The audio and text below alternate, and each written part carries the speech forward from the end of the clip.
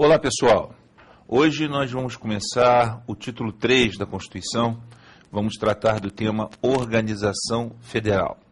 Nós vamos dividir o título 3 em duas partes. Primeiro do artigo 18 ao artigo 36, onde nós vamos tecer considerações mais aprofundadas sobre o conceito de Estado Federal, como se repartem as competências entre os diversos entes da federação e terminando no estudo da intervenção como forma de um Estado de legalidade extraordinária, onde uma entidade federativa se coloca acima de outra que lhe suporta a intervenção em caráteres excepcionalíssimos, e encerramos essa primeira etapa. A segunda etapa envolve o estudo da administração pública, os servidores públicos civis, que comporta o artigo 37 até o artigo 43 da Constituição.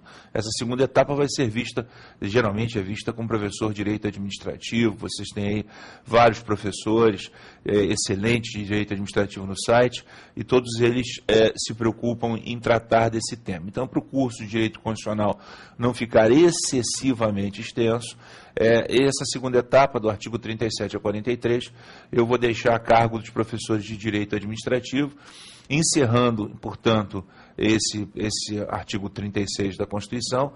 Eu, então, passo ao estudo do título 4, a organização dos poderes, e aí sim, aí nós vamos ter um estudo bastante minucioso de todo o título 4, com o poder legislativo, executivo e judiciário.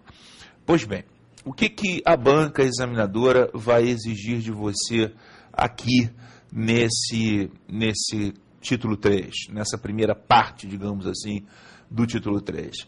Ela vai exigir que você seja capaz de aprofundar o conceito de Estado Federal, aquele conceito que nós víamos quando tratamos dos princípios fundamentais do título 1 da Constituição.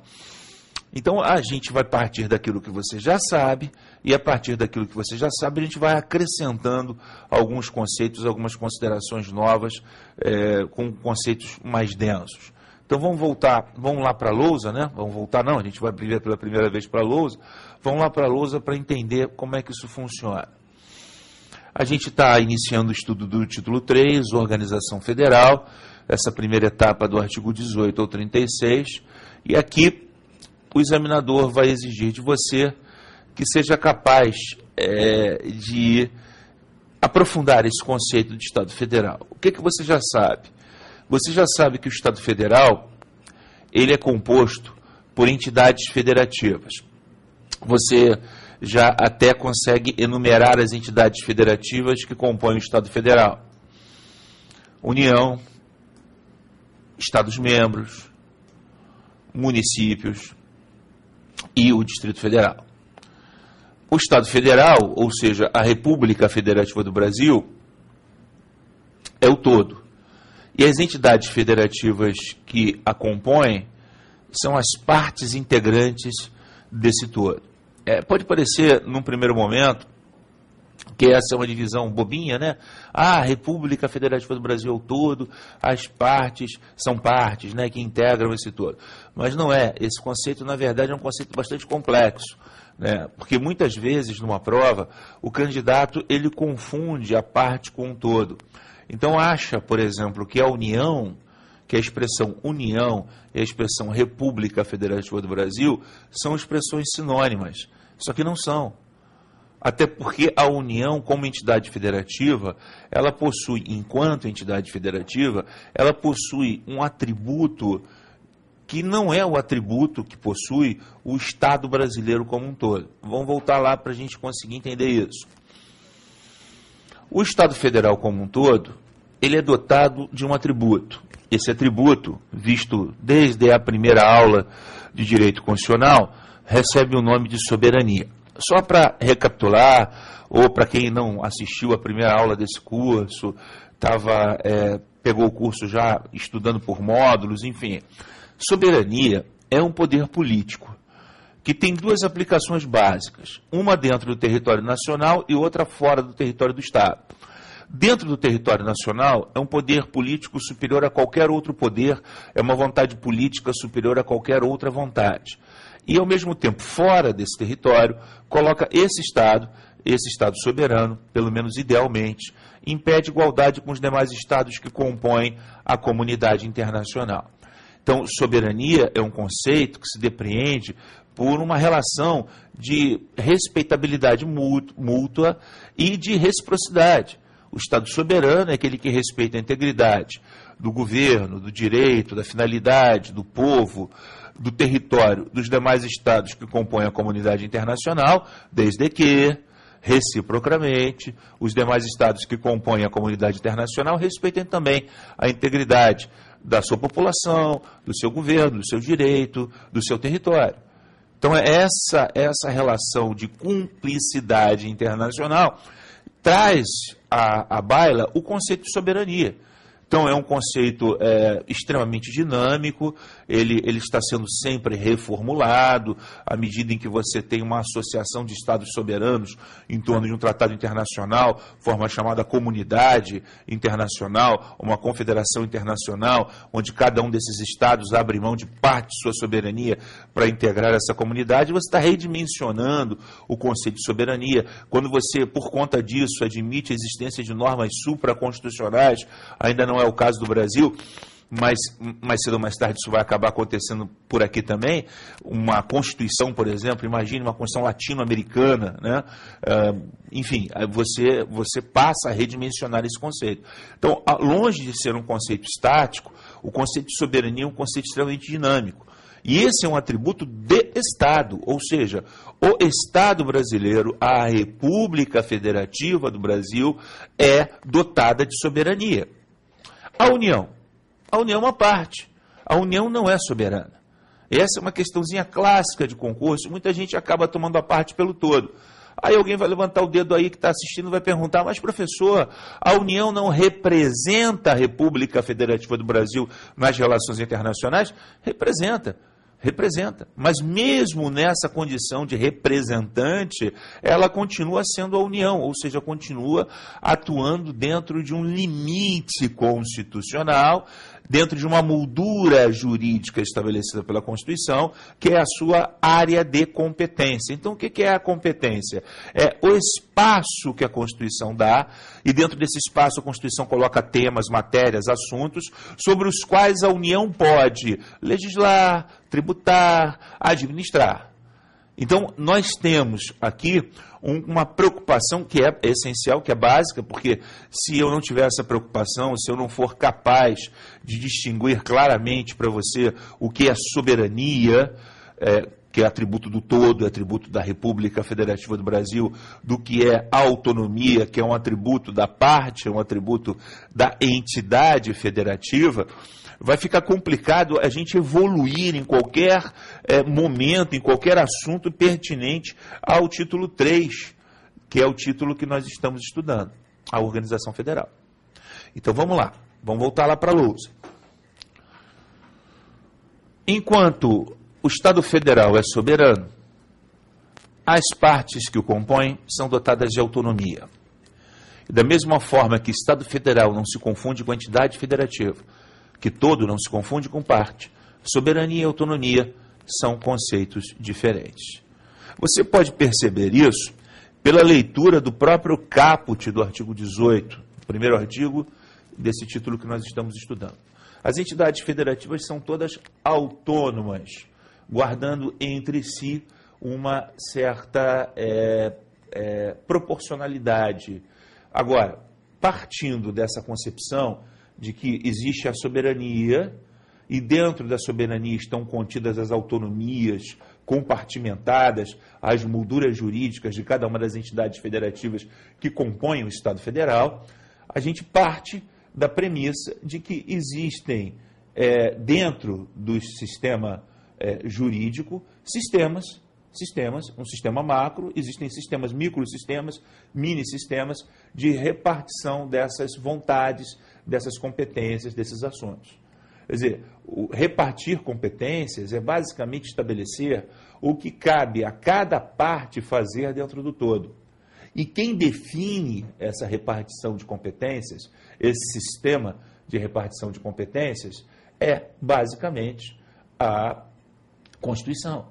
Então é a Constituição que vai dizer se aquele assunto pode ou não pode ser regulamentado por aquela determinada entidade federativa.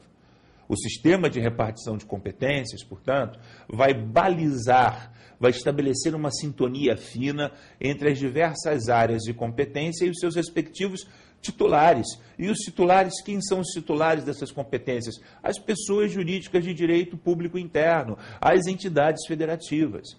Então é a Constituição que vai dizer, usando o português castiço, o que a União pode fazer, o que o Estado pode fazer, o que o município pode fazer. Então, o primeiro passo para a compreensão do Estado Federal, nessa dimensão, eu diria, um pouco mais aprofundada, um conceito agora mais denso, mais minudente, é perceber quais são esses sistemas que existem no direito comparado e qual é o sistema adotado pelo Brasil. Para a gente começar a bater um papo legal, né, eu vou propor aqui uma pequena brincadeira, né? Uma alegoria. Depois eu faço até um quadrinho sinótico desses clássicos, desses caretas que você vê em livros de direito constitucional, mas eu vou começar com uma pequena brincadeira. Vamos lá para a lousa, para brincar.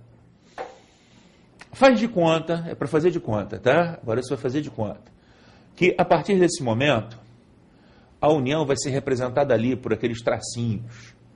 Então o símbolo que vai representar a União é aqueles tracinhos invertidos, aquela chuvinha.